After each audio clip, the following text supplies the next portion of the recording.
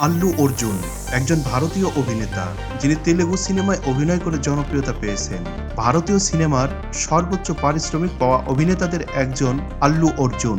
তিনি 2014 সাল থেকে ফোর্বস ইন্ডিয়ার সেলিব্রিটি 100 তালিকায় স্থান দখল করে আছেন।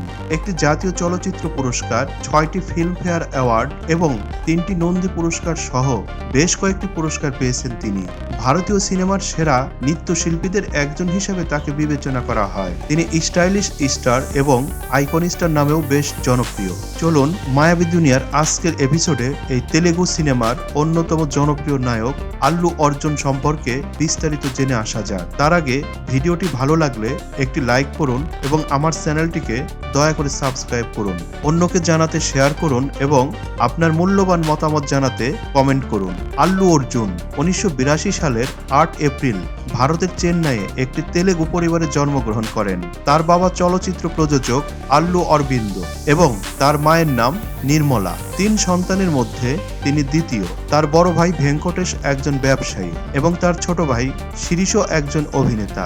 তার দাদা ছিলেন বিখ্যাত চলচ্চিত্র কৌতুক অভিনেতা আল্লু রামা লিঙ্গাইয়া, যিনি 1000টিরও বেশি ছবিতে অভিনয় করেছিলেন। 1990-এর দশকে তাদের পরিবার হায়দ্রাবাদে চলে আসার আগে আল্লু অর্জুন চেন্নাইয়ের সেন্ট প্যাট্রিক্স স্কুলে পড়াশোনা করেন এবং পরে হায়দ্রাবাদের MSR কলেজ থেকে ব্যবসায় প্রশাসনে স্নাতক ডিগ্রি অর্জন করেন।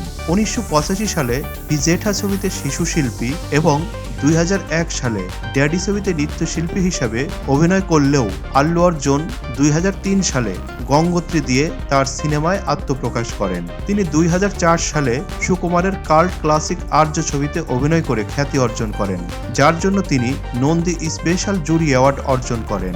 2008 সালে তিনি রোমান্টিক নাটক পারুগুতে অভিনয় করেন, যার জন্য তিনি সেরা অভিনেতার জন্য তার প্রথম ফিল্মফেয়ার অ্যাওয়ার্ড তেলুগু জিতে নেন। পরবর্তীতে তিনি ভিভি বিনায়কের অ্যাকশন ছবি বদ্রীনাথে অভিনয় করেন, যেখানে তিনি বদ্রীর ভূমিকায় অভিনয় করেছিলেন। 2014 সালে তিনি ভামসি পাইদি পল্লীর অ্যাকশন থ্রিলার ছবি ইয়ে ভাডুতে কাজল আগরওয়ালের সাথে একটি ক্যামিও চরিত্রে অভিনয় করেছিলেন। 2021 সালে তিনি পুষ্পদা রাইস ছবিতে অভিনয় করেন। ছবিটি অন্ধ্রপ্রদেশের শেষাচলম পাহাড়ে লাল চন্দন কাঠ পাচারের উপর ভিত্তি করে তৈরি করা হয়েছিল। এতে আল্লু অর্জুন ফাহাদ ফাসিল এবং রশ্মিকা মান্দানার সাথে পুষ্পরাজের চরিত্রে অভিনয় করেছিলেন, যেখানে তিনি একজন কুলি থেকে চোরাচালানকারী হিসেবে আবির্ভূত হন। ছবিটি 2011 সালের ডিসেম্বরে মুক্তি পায় এবং মিশ্র পর্যালোচনা পায়, কিন্তু তার অভিনয় প্রশংসিত হয়। ছবিটি একটি বড় বাণিজ্যিক সাফল্য হিসাবে 350 কোটিরও বেশি রুপি আয় করেছে এবং 2021 সালে সর্বোচ্চ আয়কারী ভারতীয় চলচ্চিত্র হিসেবে আবির্ভূত হয়েছে। এই সিনেমায় অভিনয়ের জন্য তিনি চতুর্থবারের মতো সেরা অভিনেতার জন্য ফিল্মফেয়ার পুরস্কার জিতেছেন তেলুগুতে এবং সেরা অভিনেতার জন্য জাতীয় চলচ্চিত্র পুরস্কার লাভ করেছেন।